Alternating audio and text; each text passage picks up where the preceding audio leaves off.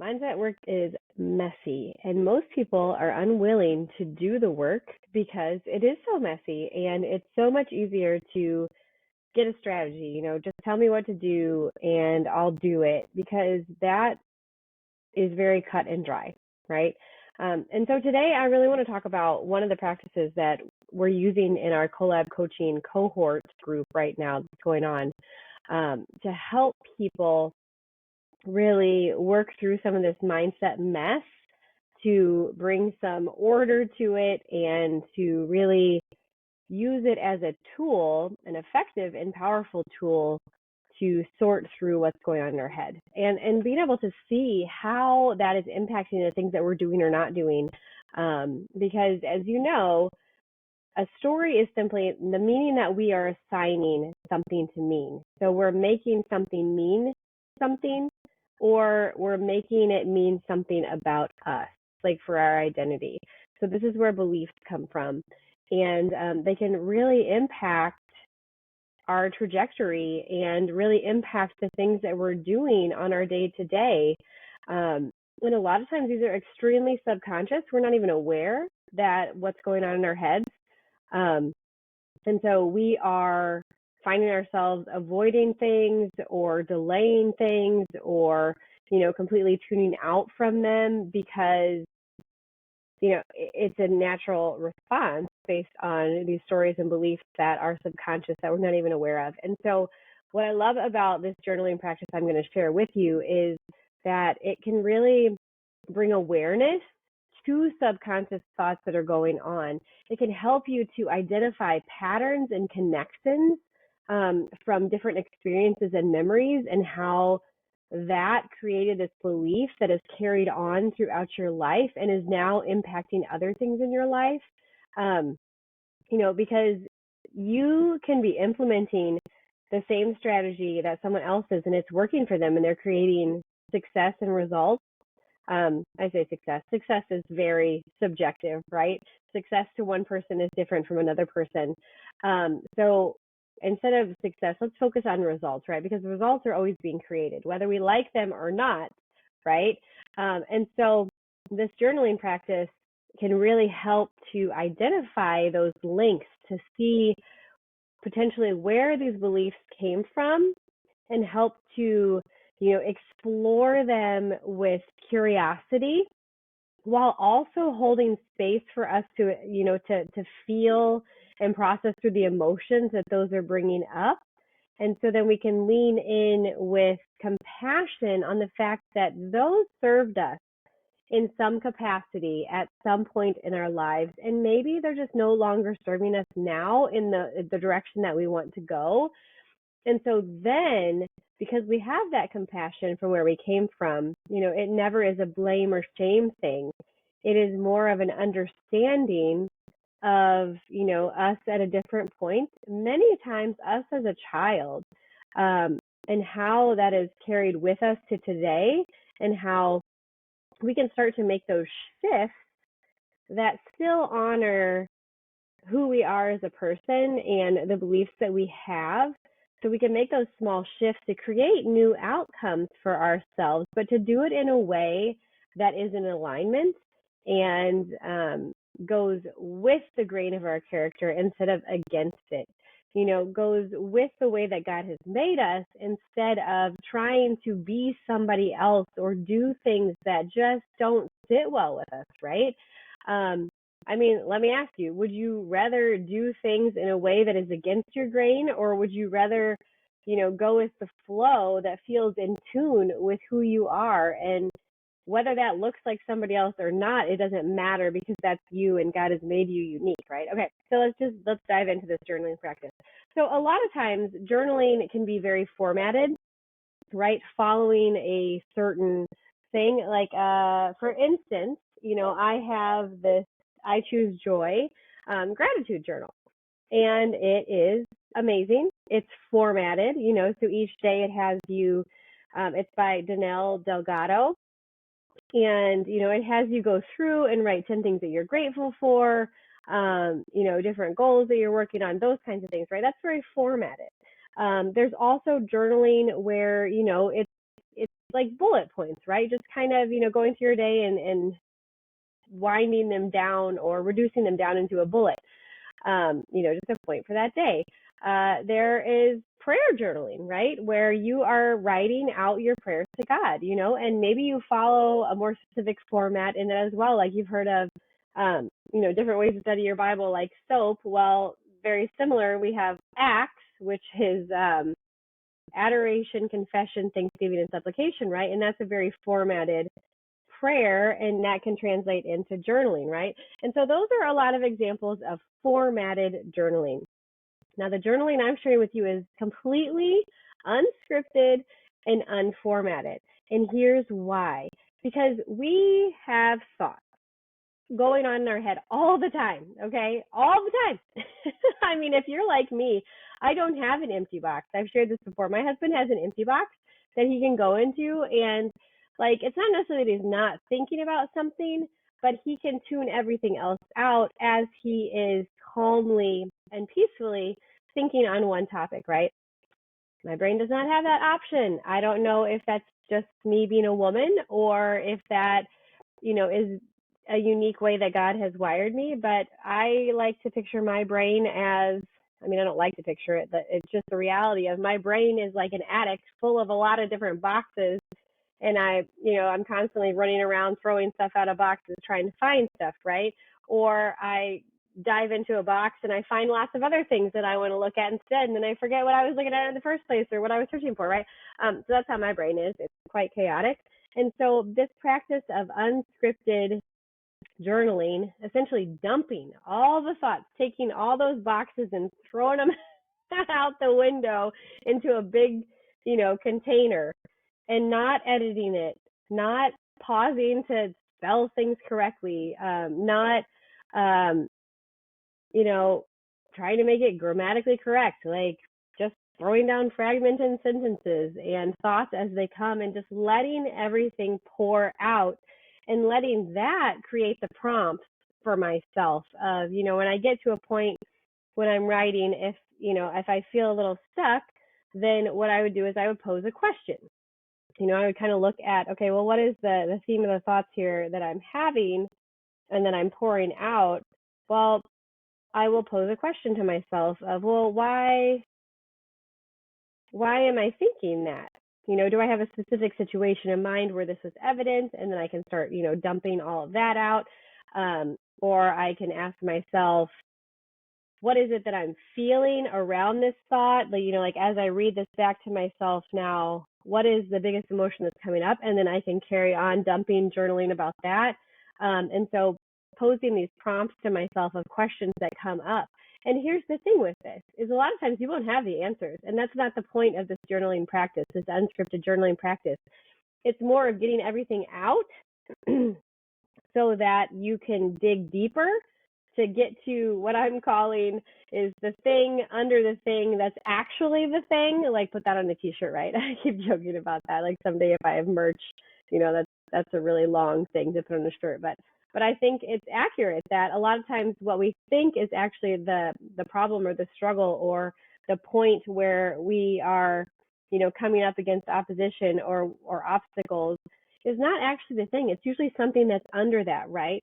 Like it's kind of with, you find yourself really frustrated over something and you think that it's that thing that you're really frustrated over, but it's not. It's kind of like you're having a bad day and your sweatshirt gets caught on a door handle, right? Like nothing can tick you off in those moments. Like your sweatshirt getting caught on a door handle when you're already upset, right?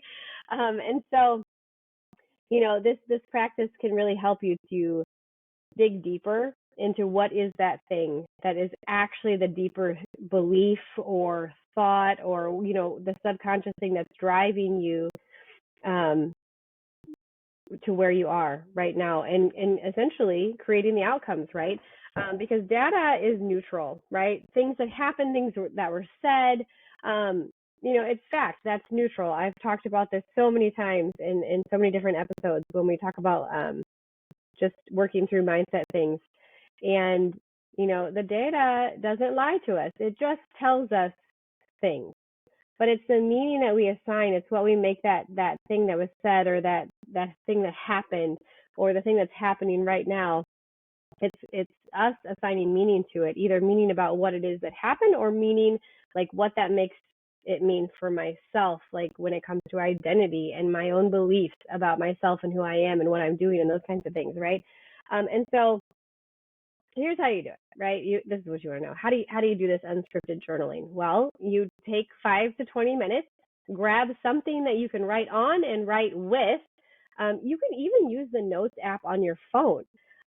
Actually, just I guess it was last month, we had gone up north for a fun weekend family tubing thing that we do each year. We haven't been able to do it in years past. Last year was the first year we did it, and it was super fun.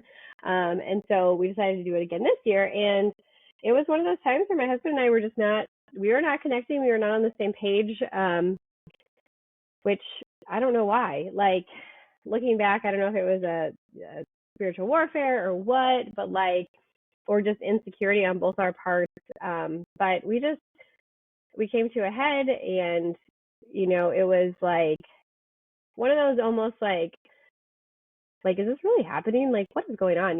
Where we're both just kind of like, bleh, and leaning back into maybe immature communication or just lack of communication, right? Like we used to in years past. And anyway, and so I was really frustrated. And then he had to leave because he had to take our oldest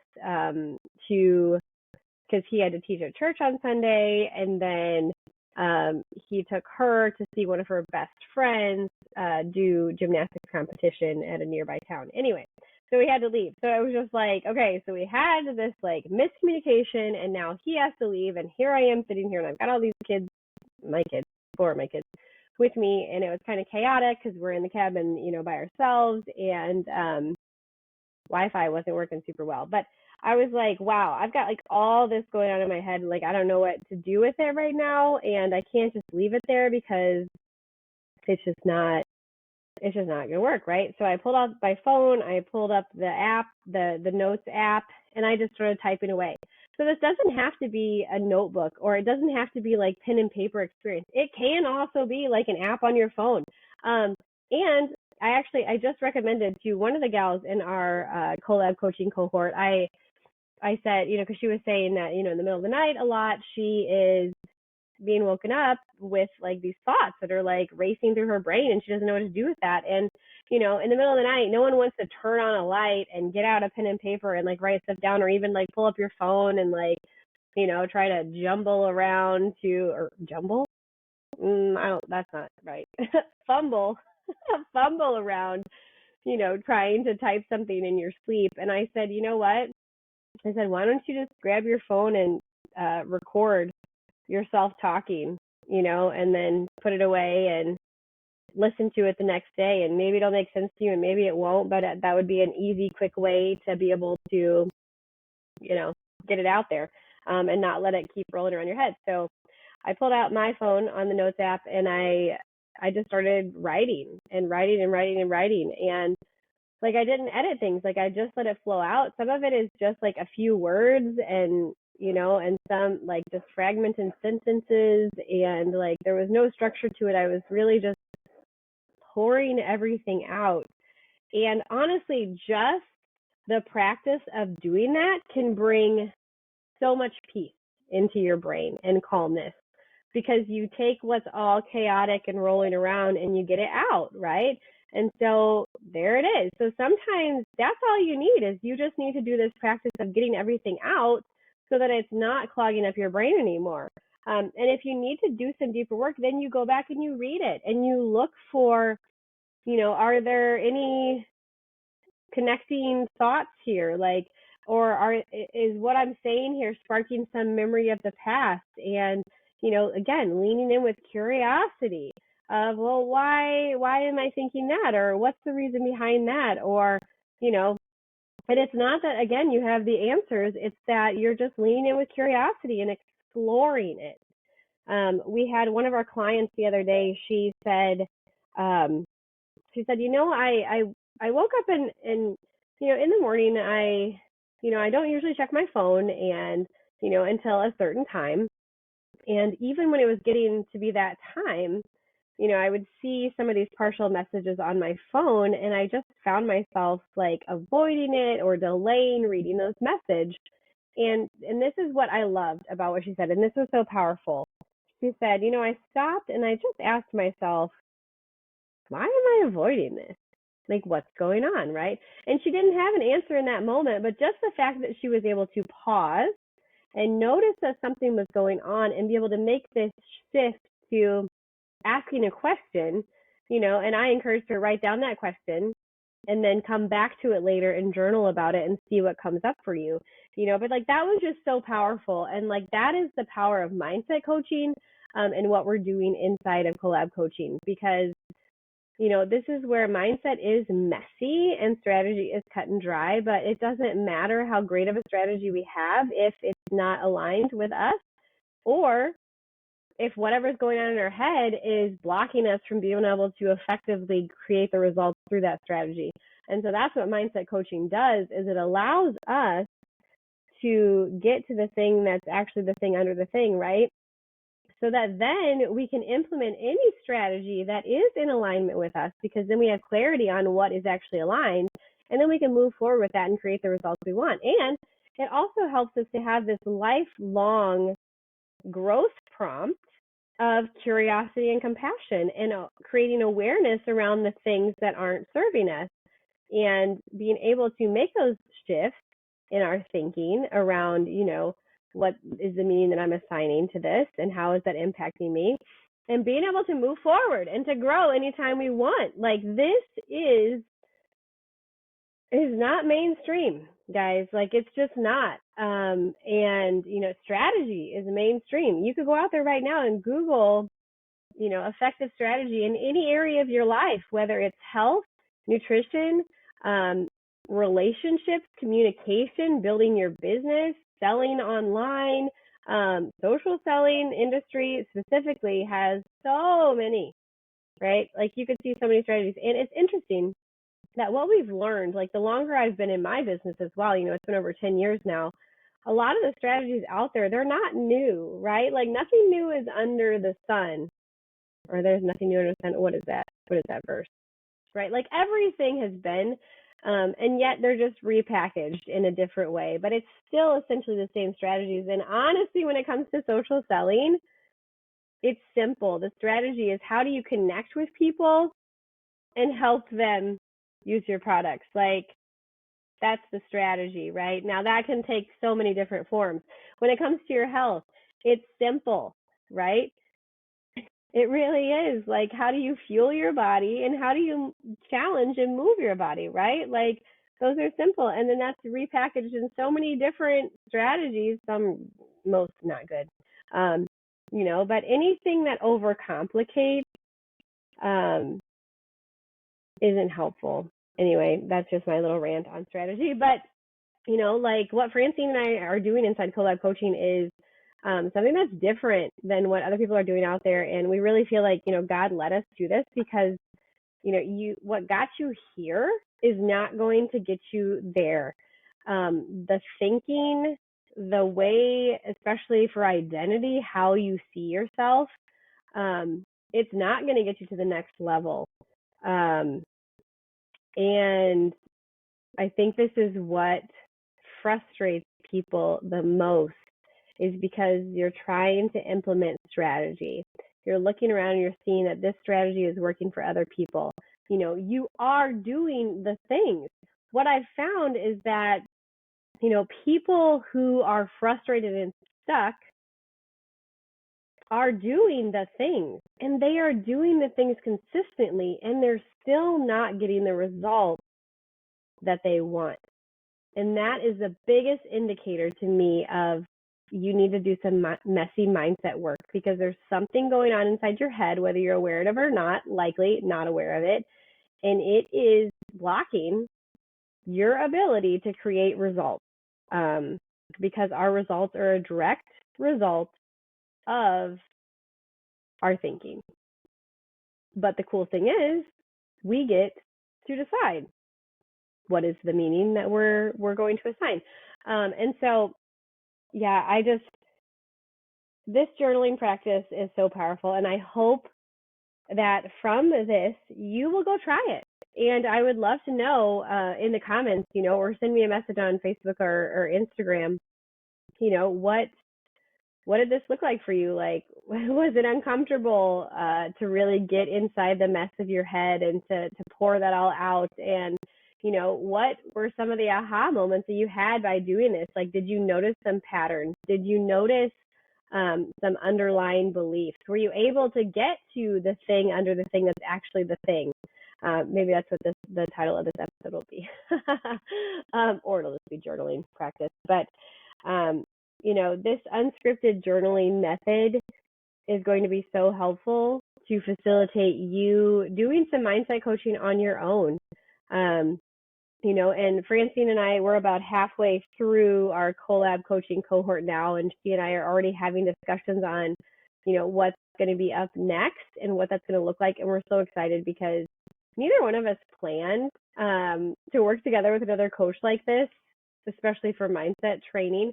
And I know we specifically work with social sellers, but what we're finding is that everything we're doing with mindset coaching, because we're not focusing on strategy and we're focused on a mindset alone, and that is so personalized and individualized that, well, it's like a Wild West show inside our group, because we have a plan and then God shifts our plans, and the live hot seat coaching that we do is so unscripted yet so powerful week after week, and it's just blowing our minds. And we're so excited to see where God is leading us through this going forward, and what we're going to be able to present to you going forward when it comes to helping you with mindset coaching, because we can only grow as big as our thinking, and unfortunately our thinking can suck. Like, straight up, right? And it can really block us from creating the results that we really want. And so anyway, I encourage you, go do this journaling thing. Let me know how it goes for you. And just remember, this is a practice. It's not magic. So it might take several sessions of you sitting down and dumping, and then going back and looking over it to be able to, thread things together and make connections and uncover, and just know that, you haven't been trained in mindset coaching either. And so, you might need to bring someone in like Francine and I to help you to weed through this and to be able to uncover, some of the potential deeper things that are going on. And just know, again, it's a practice, and there's no right or wrong way to do this. And I want to emphasize that to you, because I know a lot of people, even some of our clients, struggle with doing things perfectly, right? And so if you can't do it perfectly, not do it at all, or like constantly questioning, am I doing this right? I must have done that wrong. You can throw all that out, because there's no right or wrong way to do this. It's literally just you dumping everything out, and then posing questions to yourself and leaning in with curiosity and compassion, really holding space for yourself to be able to feel those emotions and to move through, or like let them move through you, right? To come in, to process them, and then to let them flow back out, instead of what typically we do, and what I am personally walking through in growth is being able to let them go back out, almost like a wave coming in and going out. I let them come in and then they get buried. And so this is something that I'm personally walking through. There are going to be podcast episodes going forward where I am going to dig more into my personal walk with this and my struggle with emotions, because I think that it's something that, especially in the entrepreneurial world, we struggle with a lot, because if we don't do the things don't get done, right? And so we don't have time to deal with how we're feeling, right? Like, we'll deal with that later. If you've ever said any of these things to yourself and you're an entrepreneur, well, you're in for a wild ride, because we're gonna ride this buck and bronc together, and come out on the other side with an awesome horse that we love and can ride. All right, my friends. Let me know how your journaling practice goes. Unscripted, unedited, let it flow, let it be chicken scratch, let it be messy, and see what comes up for you. Take care, my friends.